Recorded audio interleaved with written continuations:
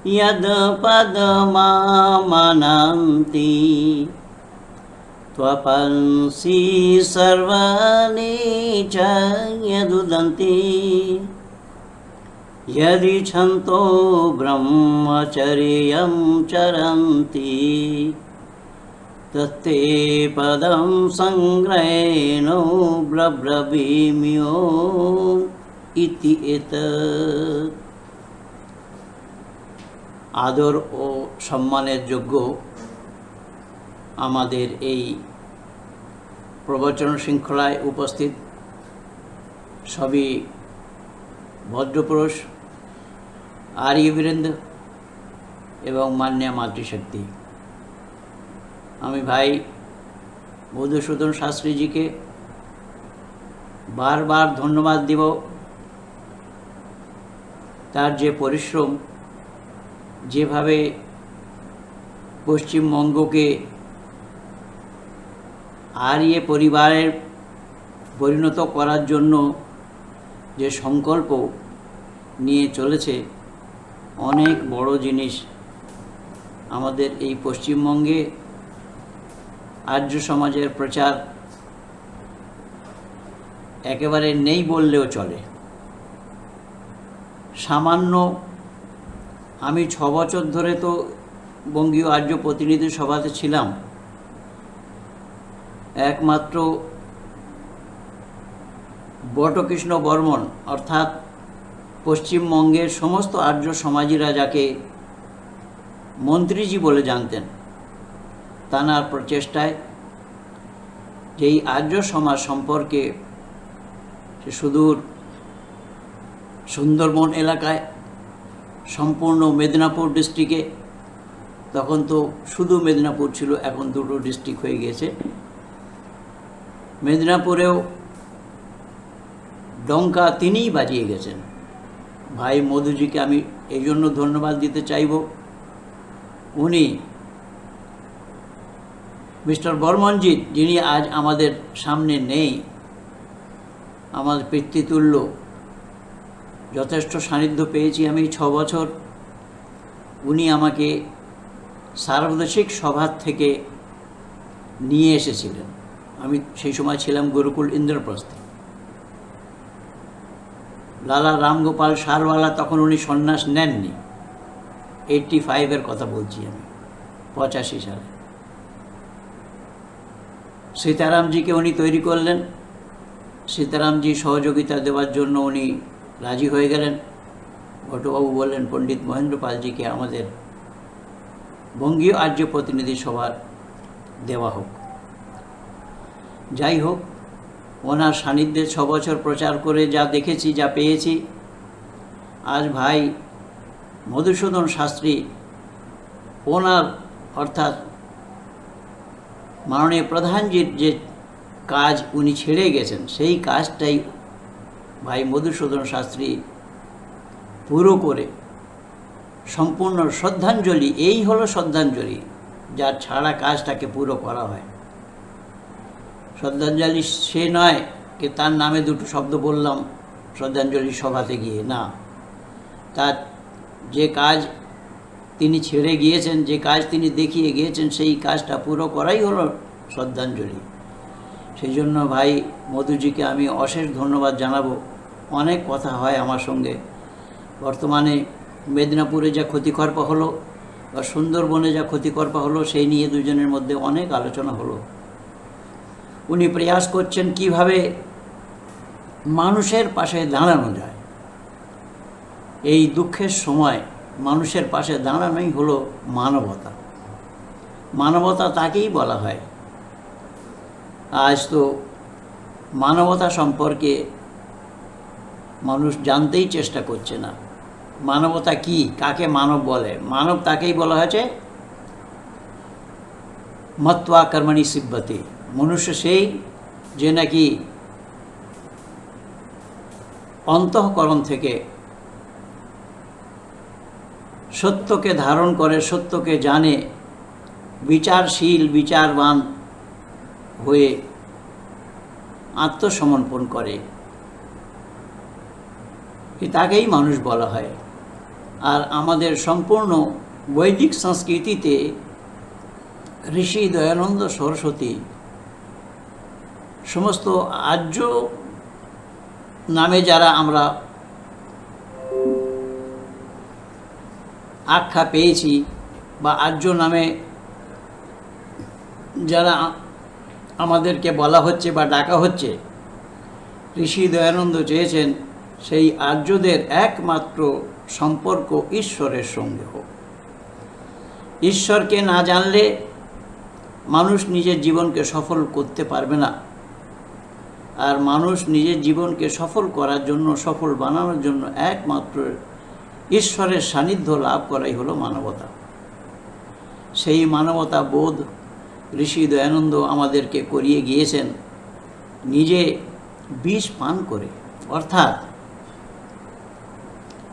ঋষি দয়ানন্দকে বিষ দিতে মানুষ একটু দ্বিধাবোধ করেনি।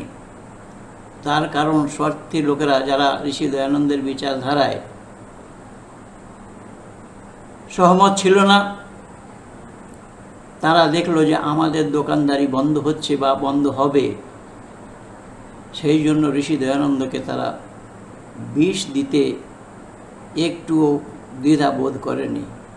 ঋষি দয়ানন্দ সরস্বতী বিষ পান করে আমাদের বেদরূপী অমৃত পান করিয়ে গেলেন। সেই বেদের মাধ্যমেই শুধু পাওয়া যাবে ঈশ্বরকে। বেদ ছাড়া অন্য যে সমস্ত গ্রন্থ আছে তা দিয়ে ঈশ্বরকে পাওয়া যাবে না, ঈশ্বরকে জানা যাবে না। পাওয়া তো বড় দূরের কথা, পাওয়াটা আবার এখানে একটু দ্বিমত আছে। ঈশ্বর পাওয়া যাবে, পাওয়া তাকেই পাওয়া যেতে হয় বা তাকেই পাওয়া যায়, যে নাকি অপ্রাপ্য। কিন্তু ঈশ্বর অপ্রাপ্য নয়, ঈশ্বর আমাদের থেকে দূরে নয়, শুধুমাত্র আমরা জানি না তাকে, বাস। এই হলো অন্ধকার। তো আমরা জানি না তাকে, যার জন্য আমরা ঈশ্বরের নামে অনেক কিছু বলে থাকি সে তাকে খুঁজতে হবে, ঈশ্বরকে খোঁজো। ঈশ্বর খোঁজার বস্তু নয়, সে হারায়নি তো খুঁজবে কি করে? ঈশ্বর হারায় না কোনো দিন। কারণ আমরা ঈশ্বরকে জানি না। আর যদিও জানতাম, যদিও চিনতাম, তাহলে ঈশ্বরের সান্নিধ্য কী করে লাভ করা যায় সে নিয়ে প্রস্তুতি নিতাম। কিন্তু আমরা তো আদৌ জানি না। যাকে চিনি না সেই মানুষ যদি সামনে দিয়ে বের হয়ে যায়, তাকে কি ধরতে পারবো? কোনো দিন নয়। তো আমাদের জন্য ঠিক তাই হয়েছে। ঋষি দয়ানন্দ সরস্বতী একমাত্র মানব মাত্রের কাছে এই জিনিসটি তুলে ধরেছেন বিষ পান করে। অর্থাৎ মানব মাত্রকে বললেন ঈশ্বরকে জানা। ঈশ্বর জানার বস্তু, মানার বস্তু নয়। ঈশ্বরকে যদি জানতে না পারো তাহলে মানব জীবনও সফল করতে পারবে না, মানব জীবনও সফল হবে না।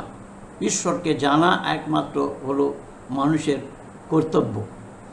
সেই ঈশ্বরকে জানতে গিয়ে, তার জানকারি দিতে গিয়ে ঋষি দয়ানন্দ উপাসনার কথা বললেন। আমি গত সপ্তাহে 23 তারিখে বলেছিলাম আপনাদের সামনে, যাই না আমি বাংলা বলায় অভ্যস্ত নই, তবু ভাই মধুবাবুর প্রয়াসে আমি একটু একটু বাংলা বলতে শিখছি,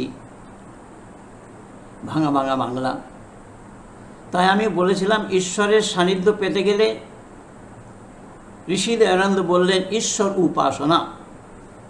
এখানে দুটি শব্দ, উপ আর আসন। উপ মানে সামনে, আসন মানে বসা, সামনে বসা। তো সামনে যখন ঈশ্বর নিরাকার, তো কার সামনে বসতে হবে? বেদের মাধ্যমে আমরা পেয়ে থাকি, বৈদিক সংস্কৃতি অনুযায়ী আমরা পেয়ে থাকি अस्मिने सम्मावेद। একাগ্রচিত হয়ে ঈশ্বরের আরাধনা করা, ঈশ্বরের প্রশংসা করা, ঈশ্বরের প্রশংসা করাই হলো ঈশ্বরের উপাসনা। ঋষি দয়ানন্দ কথা বললেন। ঋষি দয়ানন্দ বললেন ঈশ্বরকে যদি না জানো ঈশ্বর উপাসনা করতে পারবে না। ঈশ্বর উপাসনা না করলে মানব বলে তোমার মানবে গণ্য হবে না। মানব হতে গেলে ঈশ্বরকে আগে জানতে হবে, তার কারণ সেই ঈশ্বরকে আমরা মাতা, পিতা, বন্ধু এবং সখা বলি। বেদেও এসছে এই মন্ত্র, তম হীনা পিতা বস তম মাতার সাথে কত বহুবিতা ধাতে সুমনামি মহে।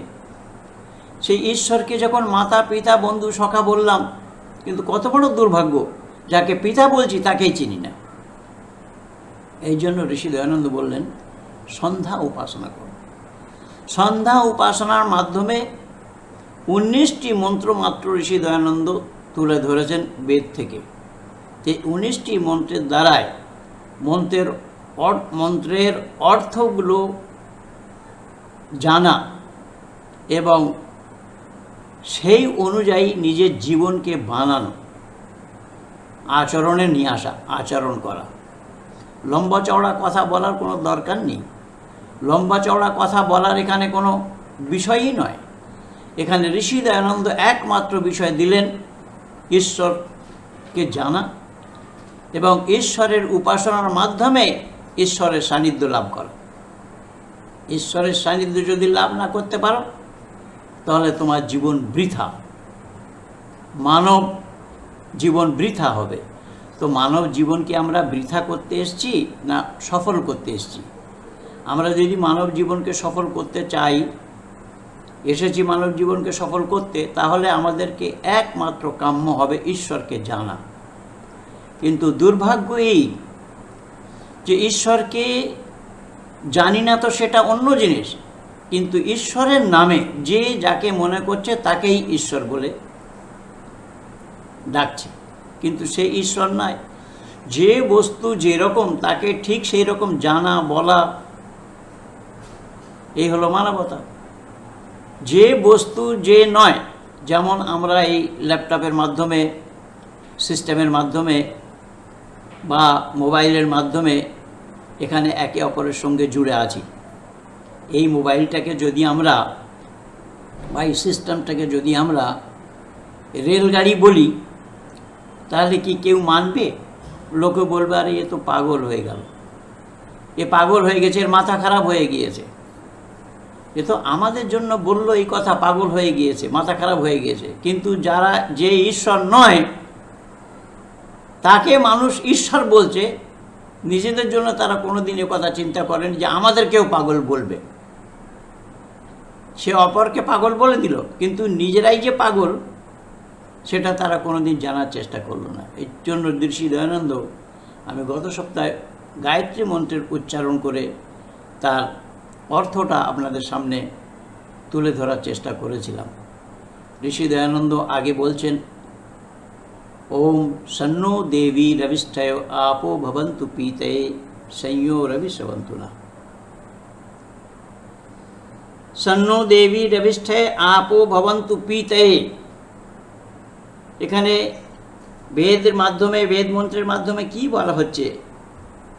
দিব্য গুণযুক্ত কে? সেই ঈশ্বর। সেই ঈশ্বর কি? সেই ঈশ্বর হলো দিব্য গুণযুক্ত, সব প্রকাশের প্রকাশক। ঈশ্বর ছাড়া আর কেউ প্রকাশক নয় বা প্রকাশক নেই। সে সব প্রকাশকের প্রকাশক, সকলকে আনন্দ দেয়, সেই তাকে ওই জন্যই আনন্দদাতা বলা হল। আনন্দদাতা কে? তিনি হলেন ঈশ্বর। এবার সে যদি ঈশ্বর আনন্দদাতা হয়, কিন্তু আমরা তো ঈশ্বরকে জানি না, জানলাম না তার সে কে, তাহলে আনন্দ পাবো কি করে? পণ্ডিতজি, আমার একটি প্রশ্ন আছে এখানে। হ্যাঁ হ্যাঁ, ঠিক আছে, আমি শেষ করি, প্রশ্নের উত্তর নেব। এখনই প্রশ্ন করতে হবে, করুন। হ্যাঁ, যে বেদে আমরা, আপনি বলছেন বেদে শুধু ঈশ্বরের কথা বলা আছে, কিন্তু আমরা এই ইন্দ্র বা বরুণ বা হিরণ্যগর্ভা বা মরু, উষা, এরা কারা? সব ঈশ্বর। একম সদ্বিপ্রা বহুধা বদন্তি।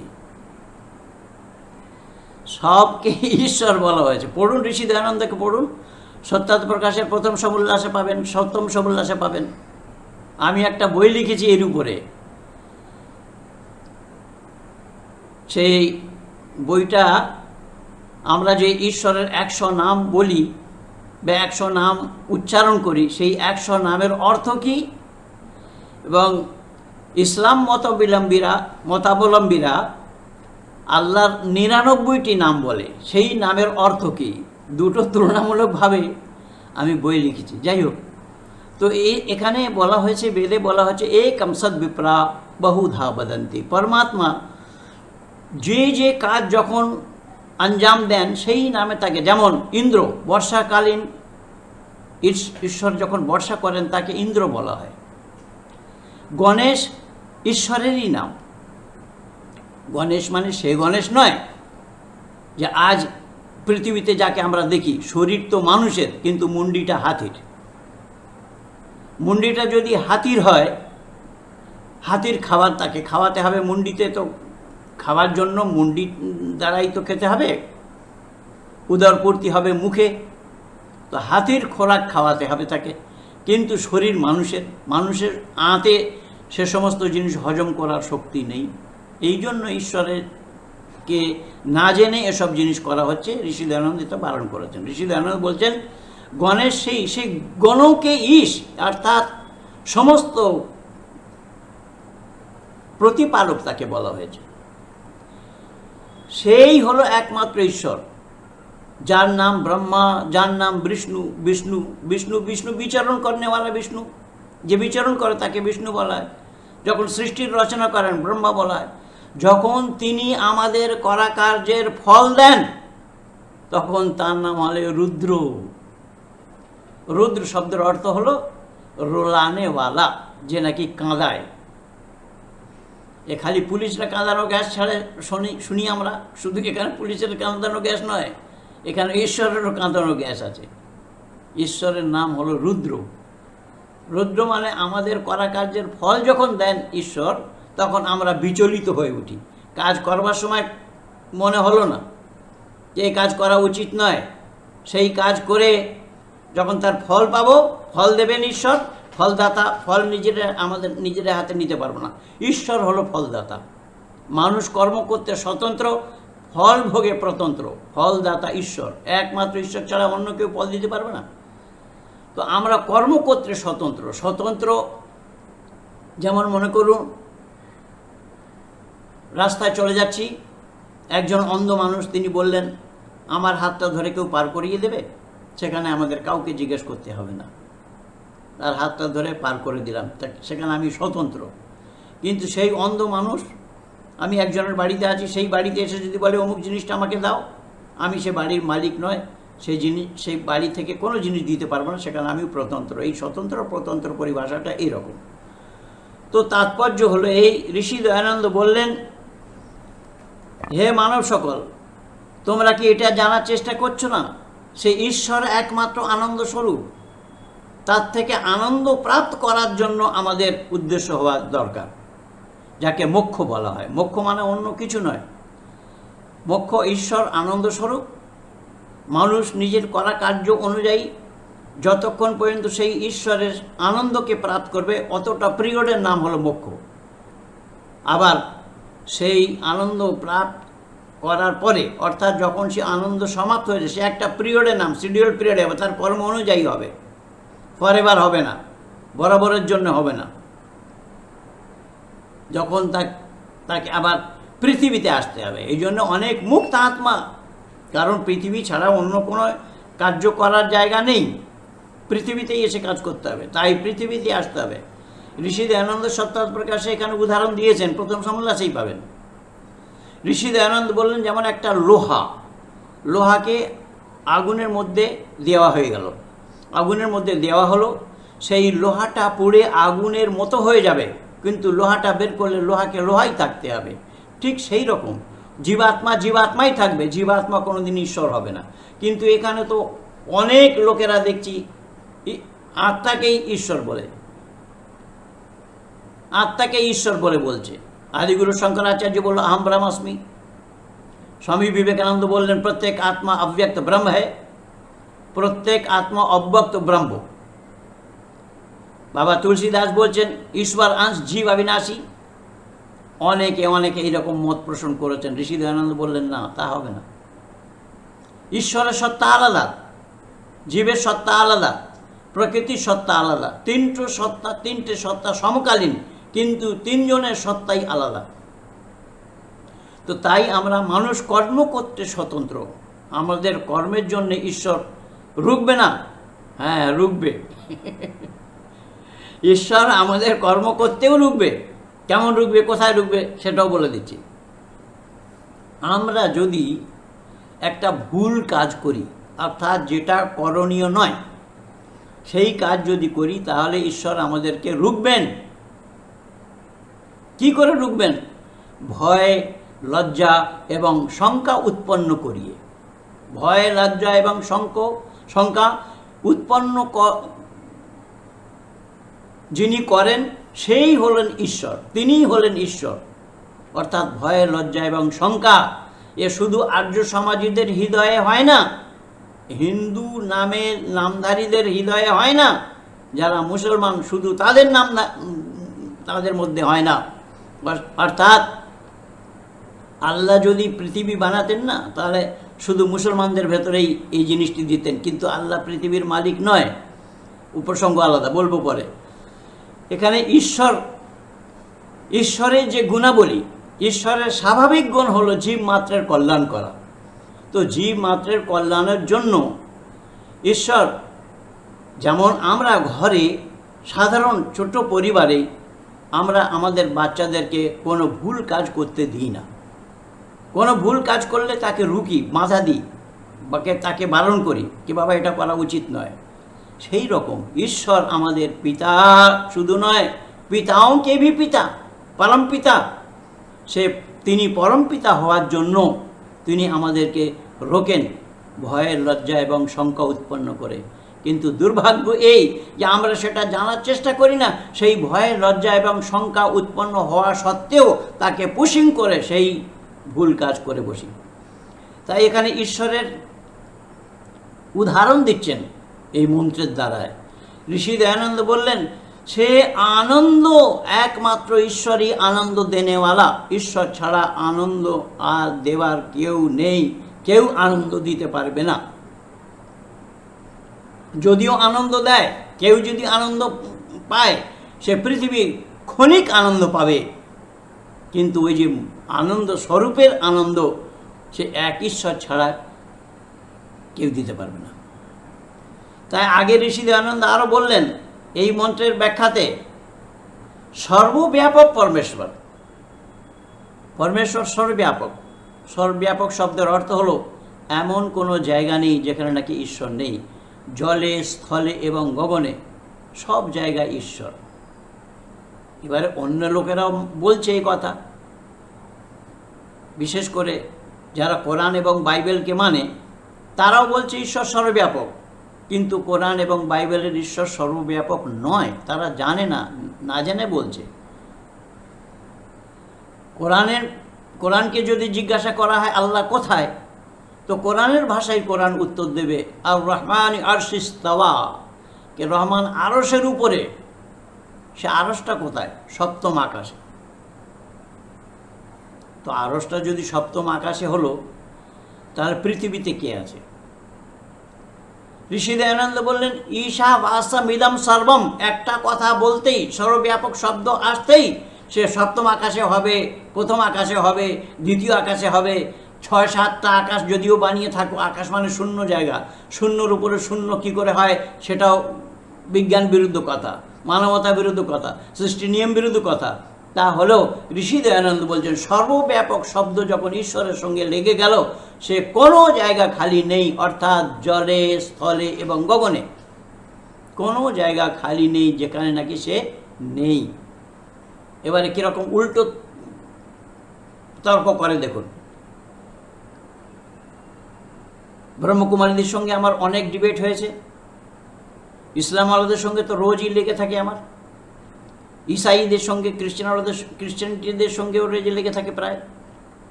এরা বলতে চাচ্ছে যে তোমাদের ঈশ্বর যদি সর্বব্যাপক হয়, বেদের ঈশ্বর যদি সর্বব্যাপক হয়, ঈশা বাসা মিদম সর্বম যদি হয়ে থাকে, তাহলে সেই ঈশ্বর কি নোংরাতেও আছে, পায়খানাও আছে? তো আমি বললাম হ্যাঁ, পায়খানাও আছে। তো বলে পায়খানায় যদি তোমাদের ঈশ্বর থেকে থাকে তাহলে পায়খানার গন্ধ লাগে না তার নাকে? তার উত্তর হলো, আমি বললাম ভাই এইটাই তো তোমাদের অজ্ঞানতা, সেটা জানার চেষ্টা করোনি তোমরা কখনো, আর সে জানার ক্ষমতাও তোমাদের নেই। তার কারণ ঈশ্বর 5টা জিনিস থেকে আলাদা: রূপ, রস, গন্ধ, শব্দ এবং স্পর্শ। এই 5টা, যেটাকে জ্ঞানেন্দ্রিয় আমরা বলে থাকি, ঈশ্বর জ্ঞানেন্দ্রিয় থেকে আলাদা।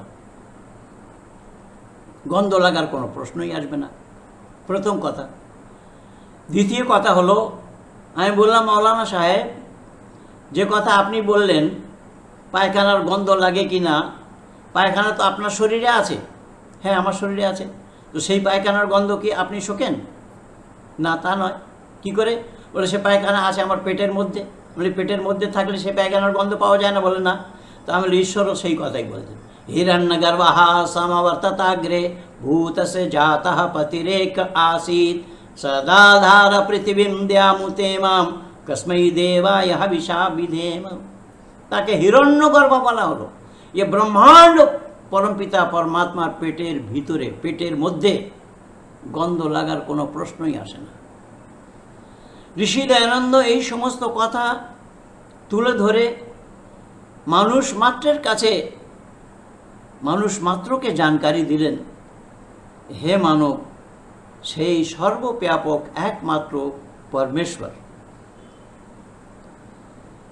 अभीष्टे अर्थात मनोवांछित लौकिक सुख आनंद की प्राप्ति के लिए पीतये पूर्णानंद। এখানে এক একটা শব্দের অর্থ ঋষি দয়ানন্দ কিভাবে তুলে ধরলেন দেখুন। মানুষ ঈশ্বর সম্পর্কেই তো জানার চেষ্টা করছে না। ঈশ্বর সম্পর্কে যদি জানার চেষ্টা করত তাহলে কোনো জায়গায় কোনো দ্বিধা হতো না, কোনো জায়গায় কোনো দ্বন্দ্ব হতো না সহজভাবে। আর কোনো আপদার থেকেও আমাদের সম্মুখীন হতো না। ওই তো সাংখ্য দর্শনের প্রথম সূত্রেই ঋষি কপিল বলেছেন এই কথা, ত্রিবিদ দুঃখম আত্যন্ত্যঃ নিবৃত্তিহিরত্যন্ত্যঃ পুরুষার্থঃ। কে মানুষ মাত্রের জন্য হলো 3টে দুঃখ। সে 3টে দুঃখ কি জানো? 3টে দুঃখ থেকে যে ছুটকারা পাওয়ার চেষ্টা করে তাকেই পুরুষার্থী বলা হয়। তো মানুষকে পুরুষার্থী হতে হবে। তো মানুষকে পুরুষার্থী হতে হবে, মানুষ যতক্ষণ পর্যন্ত পুরুষার্থী না হবে সেই মানুষেও গণ্য হবে না। তো এখানে 3টে দুঃখ মানুষের জন্য বলা হলো। ঋষি কপিল বললেন 3টে দুঃখ মানুষের জন্য, আধ্যাত্মিক, আদিভৌতিক এবং আদিদৈবিক। ওদিকে আমি যাচ্ছি না, আমি শুধু এখানে সন্ধ্যার কথা বলছি। तो ऋषि दयानंद एखाने बोलें कि मोक्ष को प्राप्ति करने वाला यानी कराने वाला, मोक्ष के प्राप्त जिन्हें प्राप्त करान